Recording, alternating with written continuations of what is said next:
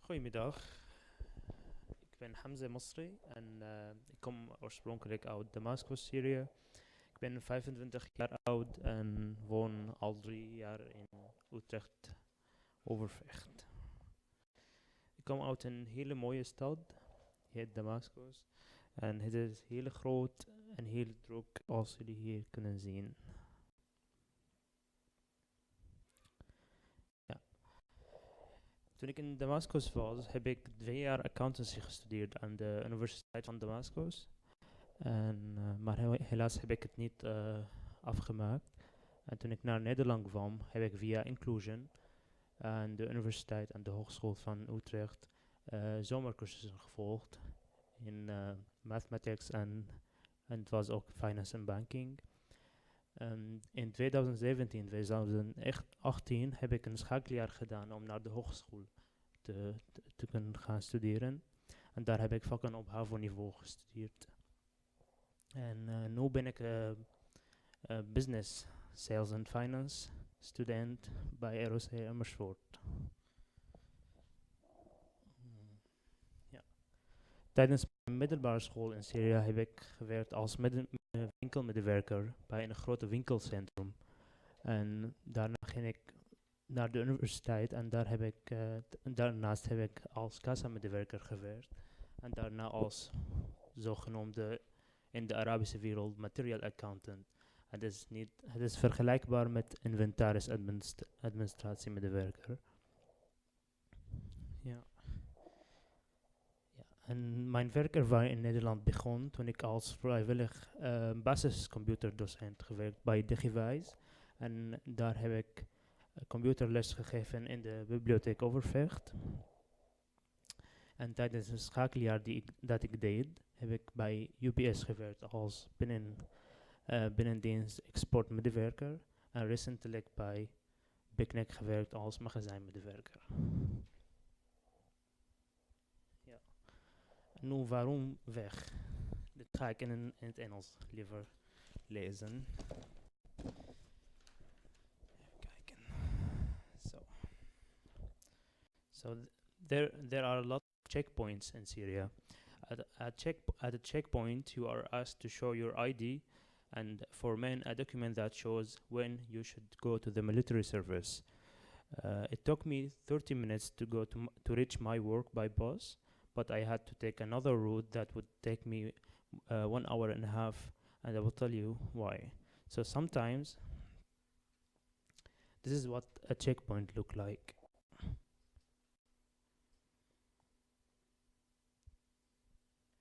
Yeah, so sometimes at checkpoints, the military would force men to get out of the bus.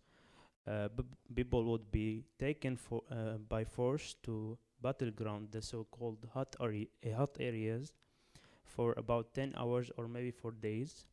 Here, people had to perform construction works like building walls as shields or like making holes or windows like this. So the men would be taken to the areas like this, and yeah, we should make like holes in the windows so the military can shoot through. Yeah, they would even make us steal stuff sometimes from houses in the abandoned areas, like this. And I've been myself taken there twice. When I was there, I had no hope that I will get out of there alive. The soldiers took our cell phone and IDs, so in order no one escape without an ID.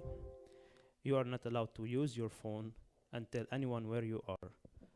At the end, when we finished the work we had to do, the soldiers brought us back to the checkpoint they take us from. Yeah. So going to work was not the only problem I had. The situation was getting worse and worse every day. My family and I had to leave our house 3 times because of the military who came with its tanks and heavy weapons and converted our area into a military barrack. We were 1 kilometer away from a very important intelligence center. We heard all the times rockets firing and helicopters dropping bombs around us. Life was very dangerous. Other members of my family were also affected by the war. My father was arrested and insulted because he and another person shared a wanted person shared a similar last name. The second time, he was arrested and insulted, and the soldiers said to him that he was sentenced to death at a checkpoint, and the soldiers opened fire around him on the wall just to terrify him. This is what they would do actually for fun. And we reached a point where we couldn't handle it anymore. So my father chose to leave and get a one-way ticket for a very dangerous journey where no one knows if the passenger will arrive safe and sound or will get drowned in the sea or being killed by smugglers or being kidnapped by human traffic gangs. But he could successfully make it. He wanted actually to go to Denmark, but he was running out of money, so he decided to end his journey in the Netherlands. So after my father arrived here, he applied for the family reunion, and when he get the approval for the family reunion that we can come here, so I traveled to Turkey for 3 months because it wasn't safe for me to stay in Syria anymore. And after he got the approval, I went back to Lebanon, and my mom and 2 brothers came to Lebanon, and we met at the Dutch embassy, and then we traveled here together to the Netherlands. En nu eindig ik met een film over Damascus.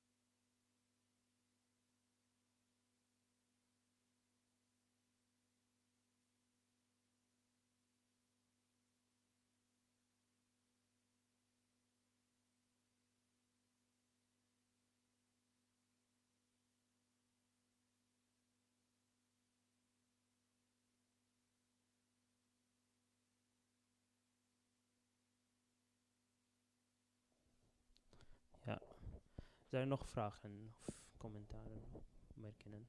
Ja, alsjeblieft. Ja. Het is nu, in het centrum is het veilig eigenlijk, maar ik zeg het altijd, het is niet veilig voor men, of voor oude mensen is het veilig. Alleen voor men tussen 18 jaar oud en 40, die moeten naar het leger gaan.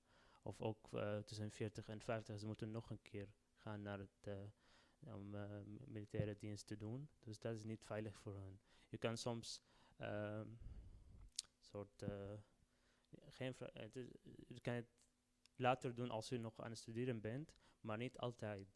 Dus het is moeilijk voor jonge mannen vooral. Maar het is veilig voor vrouwen in het centrum, maar niet in de omgeving van Damascus. Ja, ja,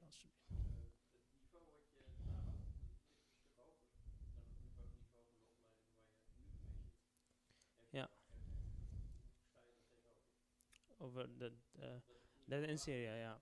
Ja, het is, ik zeg dat het dat is niet zoveel verschil met de opleiding. En ik ben begonnen met de opleiding accountancy op de hogeschool in september, maar ik kon het niet afmaken. Ik heb het geprobeerd 1,5 maand, maar de taal was een soort, ja, een taalprobleem. En het is ook heel theoretisch.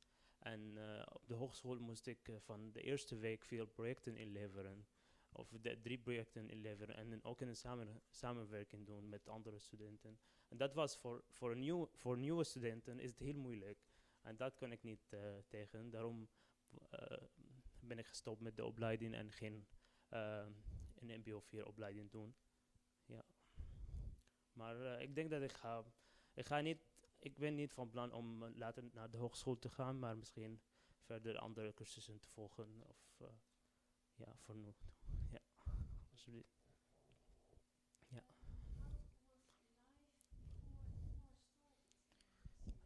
Um, it was quite fancy, I can say, because I had a great job. I had like for a young man of 21 years old, it was perfect. Like for I cannot. I mean, I got a higher salary, a salary that no one in my age had. Like not the one I know of. So, like every 2 days we went out with with friends to restaurants and go out. It was perfect. Like you get home at 2 a.m. in the morning, or yeah. And my university was only in the weekends of Friday and Saturday. I had I had to work. Yeah, I wanted to work because wanted to like have always money in my pocket. And yeah, so the whole week I was working like for 12 hours when I was a cashier.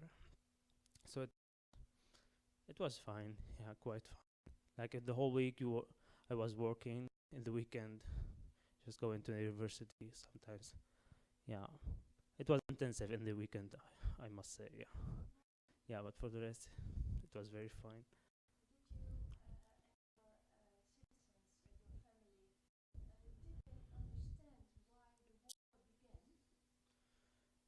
um, you're asking for the reason why the revolution began, or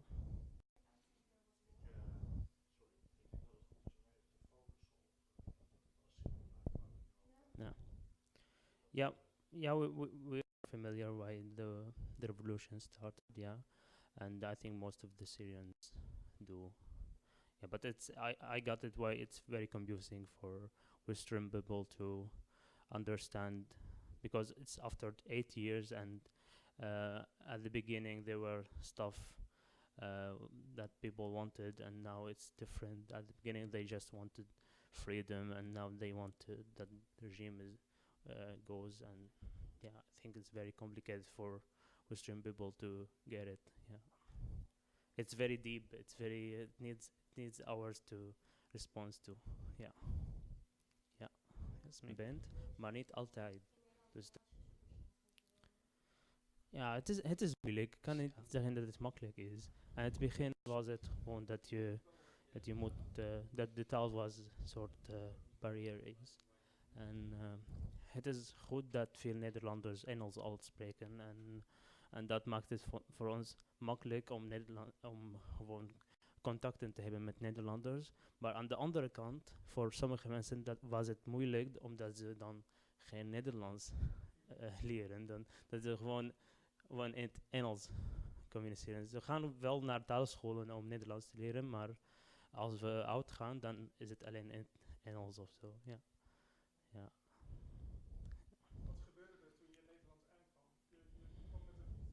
Ja, ik kwam met het vliegtuig van Libanon. Ja, omdat ik kwam al in de family reunion proces. Dus ik zat niet in een asielcentrum voor meer dan drie dagen. Dus ik was alleen voor 3 dagen. In Ter Apel 1 dag en de rest in een AZC. Ik zeg dat het heel... Winhausen, denk ik. Dus alleen voor 3 dagen en dan gingen we bij mijn vader wonen. Na 3 maanden kregen we het BSN-nummer. Dat is En niet dan zo kun je met pas opleiding. naar een taalschool gaan of gewoon iets doen in opleiding of werken of zo. Ja. En Ja. ik ben begonnen met de Ja? Ja, voor mijn vader was het heel moeilijk. Want het is niet voor hem, voor alle ouders denk ik, dat ze gaan vluchten voor hun kinderen en niet voor hunzelf. En dat ze vrezen voor hun kinderen, voor de toekomst voor hun kinderen. En ja, hij neemt een hele gevaarlijke route. Het is niet van Griekenland of... maar hij ging naar Libanon met de auto en dan met het vliegtuig naar Algerije. Van Algerije naar Libië. En in Libië was het heel... Ja, in Libië naar Italië, maar in Libië was het toen heel gevaarlijk met de leiding. Ja, van Libië naar Italië met de boot en dan naar hier. Ja.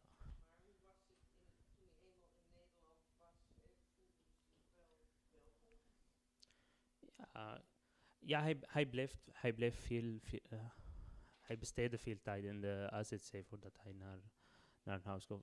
Ik neem het aan ik denk dat het is 1 jaar of zo, of 7 maanden, ja. 7 maanden, want je wacht en dan krijg je de verblijfsvergunning, maar dan wacht je nog op een huis, dus het kost een beetje tijd. Ja. Ja. Ik denk 6 maanden om fancy, I can say, because om de I had a verblijfsvergunning te great job. krijgen. En nog 3 maanden voor een huis, denk ik. Of zo. Ja. Ja. Nog vragen? Ja, dank jullie wel. Dankjewel. Iets wat mij heel erg opviel en wat mij ergens aan deed denken was toen Hamze het filmpje liet zien van Damascus. Toen stond hij daar toch best wel trots te kijken naar zijn stad.